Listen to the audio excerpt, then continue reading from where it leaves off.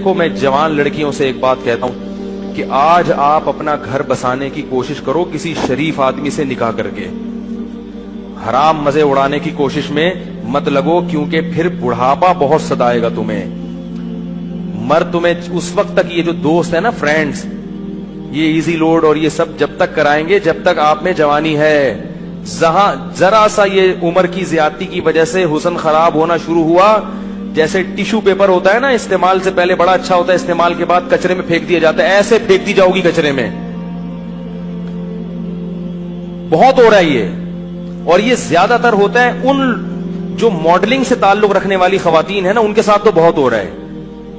جب جوان تھیں تو ساری کمپنیاں آگے بلاتی تھیں ماڈلنگ کے لیے، یہ والا پوسٹ چاہیے۔ جب تھوڑا سا ان میں جھریاں آنا شروع ہوئی تو کمپنیوں نے لفٹ کرانا چھوڑ دی۔ پھر ان کا کام صرف یہ ہوتا ہے کہ کہیں بڑی تقریب میں کسی شو میں بلایا، ایک ایوارڈ دے دیا، لوگ اس عزت کو دیکھ کے سمجھ رہے ہوتے ہیں ماشاءاللہ اب تک عزت ہو رہی ہے۔ وہ 4 منٹ کی، یہ آدھا گھنٹے کی، 1 گھنٹے کی ہوتی ہے، اس سے پہلے بھی کوئی پوچھنے والا نہیں اور اس کے بعد بھی کوئی پوچھنے والا نہیں ہوتا۔ اللہ نے یہ جو جوانی دی ہے، خوبصورتی دی ہے، اس کو ناجائز استعمال مت کرو۔ کسی شریف آدمی سے جلد نکاح کی کوشش کر کے اچھی فیملی میں جا کے اپنا گھر بساؤ اور اسی پر اکتفا کرو، گزارا کرو، کیونکہ جب بڑھاپا آئے گا نا تو وہاں آپ کو عزت ملے گی بہت زیادہ۔ کیونکہ جب عورت خاندان میں جاتی ہے کسی، تو جیسے جیسے عمر زیادہ ہوتی ہے اس کے گریڈ اسی حساب سے بڑھنا، ابے بول لیا کرو یار خدا کے بندو، اس کے گریڈ اسی حساب سے بڑھنا شروع ہو جاتے ہیں۔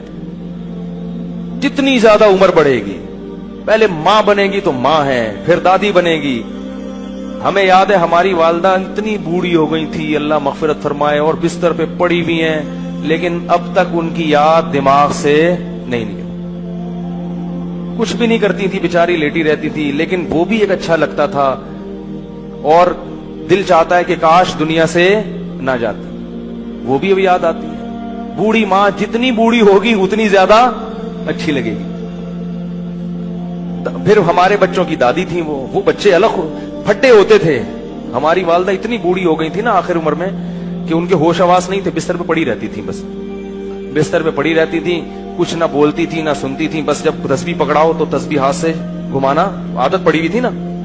آج جب بڑھاپا آئے گا نا تو بوڑھوں کو کچھ بھی دو گے نہیں، موبائل دو گے ایک دم ٹک ٹک شروع ہو جائیں گے۔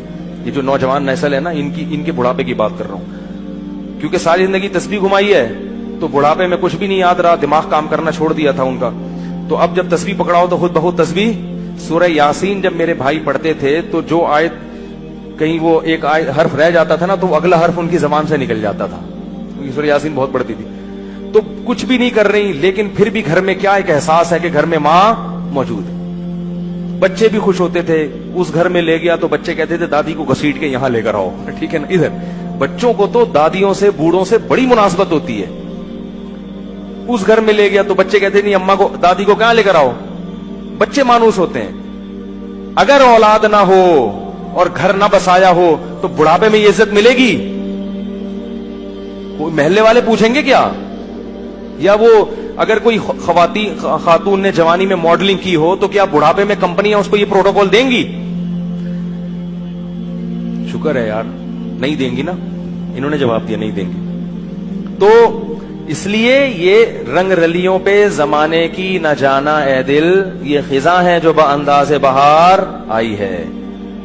اور یہ بھی یاد رکھو، جہاں اللہ نے عورت کو حسن بہت زیادہ دیا نا، اللہ عورت سے یہ حسن چھینتا بھی بہت جلدی ہے۔ مرد بہت دیر سے بڈھے ہوتے ہیں، عورتیں بہت جلدی بوڑھی ہو جاتی ہیں۔ مرد تو 40 سال میں تو پتہ چلتا ہے کہ آدمی بنا ہے۔ یہ تو مشاہدہ، ایک میڈیکل سائنس کی ایک حقیقت ہے اور مشاہدہ بھی ہے۔ 40 سال میں جب آدمی قدم رکھتا ہے نا تو قرآن کہتا ہے حتی اذا بلغ شدہ، یہاں تک کہ اپنی بھرپور طاقت کو پہنچتا ہے۔ تو 40 سال میں تو مرد آدمی بنتا ہے اور زور پیدا ہوتا ہے اس کی آواز میں، اس کی چال میں، بہت ٹائم سے جا کے بوڑھا ہوتا ہے۔ اور لڑکیاں جلدی ان پہ بڑھاپا آتا ہے، ان کا حسن و جمال بہت جلدی ختم ہوتا ہے۔ یہ قدرت کا ایک اصول ہے، اس کو آپ چینج نہیں کر سکتے۔ تو اب اس میں تو عورت کو اور زیادہ خیال کرنا ہے کہ بھائی جلدی اپنے آپ کو ٹھکانے لگاؤ، جلدی اپنے آپ کو کسی گھر کا فرد بناؤ، کسی خاندان کا فرد بناؤ۔ نہیں جی ابھی ہم نے جاب کرنی ہے, ایکچولی میں نے ایجوکیشن یہاں تک حاصل کرنی ہے, میں پی ایچ ڈی کروں گی, پھر میں ڈاکٹر بنوں گی, پھر میں یہ کروں گی. یہ خواتین کے فون آتے ہیں نا, میں ان کو سمجھاتا ہوں شادی کرو بھائی, نہیں میں یہ کروں گی, تو ٹھیک ہے کر لو. جب وہ پی ایچ ڈی کر لیا انہوں نے, میں پی ایچ ڈی سے منع نہیں کرتا, یہ شادی کے بعد بھی ہو سکتی ہے, میں ڈاکٹر بننے سے منع. اور خدا کا واسطہ جب نکاح کر کے لایا کرو تو اپنی بہوؤں کو کسی تعلیم سے روکنے کی کوشش بولو بھائی مت کیا کرو, پڑھاؤ اچھا ہے تمہارا فائدہ ہوگا. لیکن نہیں جی ابھی ایکچولی یہ پھر ایکچولی کر کرا کے ڈاکٹر بن گئی. مرد عورت میں سب سے پہلے اس کے حسن و جمال کو دیکھتا ہے, اس کی تعلیم کو دوسرے نمبر پہ رکھتا ہے. کتنی ڈاکٹر لڑکیاں ہیں جنہوں نے جوانی میں شادی نہیں کی, ڈاکٹر بن کے کیریئر بنانے میں, اب ان کا حسن و جمال ختم ہو گیا. ڈگریاں بہت ہیں مگر کوئی ڈاکٹر بھی لفٹ کرانے کے لیے تیار نہیں ہے, کیونکہ لوگ کہتے ہیں کہ میں نے ڈاکٹر سے شادی کیا علاج کے لیے کرنی ہے, کیا محلے میں کلینک ختم ہو گئی ہیں. تو یہ سب معاشرے میں ہو رہا ہے. ماں باپ بھی کہتے ہیں نہیں بچی جب تک یہاں تک نہیں پہنچ جائے گی ہم نہیں کریں گے. بھائی نقصان ہو رہا ہے اس کا, جیسے جیسے عمر زیادہ ہو رہی ہے اس کا کیا ہو رہا ہے, نقصان ہو رہا ہے. تو اسی لیے شریعت نے بھی کہا کہ جلدی نکاح. اور دیکھو نبی صلی اللہ علیہ وسلم نے خاتون کا نکاح کرایا, شوہر کو کہا کہ تم ان کو پڑھاؤ گے, قرآن پڑھاؤ گے. اس میں بتا دیا کہ نکاح تعلیم میں رکاوٹ نہیں ہے, یہی پڑھا دیں گے. تو یہ سب ہمارے معاشرے کی برائیاں ہیں اور ان کی وجہ سے زنا بہت تیزی سے پھیل رہا ہے. اس لیے قرآن نے کہا لا تقربوا الزنا, زنا کے قریب, یہ نہیں کہا کہ زنا مت کرو, قریب بھی. قریب کیسے جاتے ہیں, بےہودہ فلمیں دیکھنا, فحش ویب سائٹس دیکھنا, لڑکیوں سے بات چیت. آپ کہہ رہے میری نیت اچھی ہے مگر جوان لڑکیوں سے کنوارا آدمی جب بات کرے گا, شادی شدہ بھی کنوارا بھی, جب جوان لڑکیوں سے ہی ہو ہا ہا ہوگا تو خام خامے لازمی غلط خیالات آئیں گے. وہ گناہ آپ سے ہوگا جو آپ نے کبھی اس کا تصور بھی نہیں کیا ہوگا. آپ یہ سوچ بھی نہیں سکتے ہوگے کہ مجھ سے کبھی زنا بھی ہوگا, لیکن بالآخر شیطان آپ سے وہ جرم بھی کروائے گا, اور یہ کہہ کے کروائے گا کہ توبہ کر لینا بعد میں, اور پھر بار بار یہی کہہ کے کرواتا رہے گا. اور پھر بڑھاپے میں بھی یہ زنا, بڑھاپے میں زنا کی طاقت ختم ہو جاتی ہے, زنا کی خواہش اور جذبہ ختم نہیں ہوتا. تبھی تو حدیث میں آتا ہے کہ بڈھا زانی قیامت کے دن سب سے زیادہ غضب ہوگا اس کے اوپر. اس سے پتہ چلتا ہے کہ بڈھا بھی زنا کر سکتا ہے, جتنی اللہ نے اس میں قوت دی ہے اس حساب سے. تو یہ کبھی بھی ختم نہیں ہوتا. اس لیے اپنے آپ کو ان برائیوں سے دور رکھو, پاکیزہ زندگی. کوئی انٹی کا فون آتا ہے, بات چیت ہوتی ہے, ٹو دا پوائنٹ بات کی اور پتلی گلی سے نکل لیا.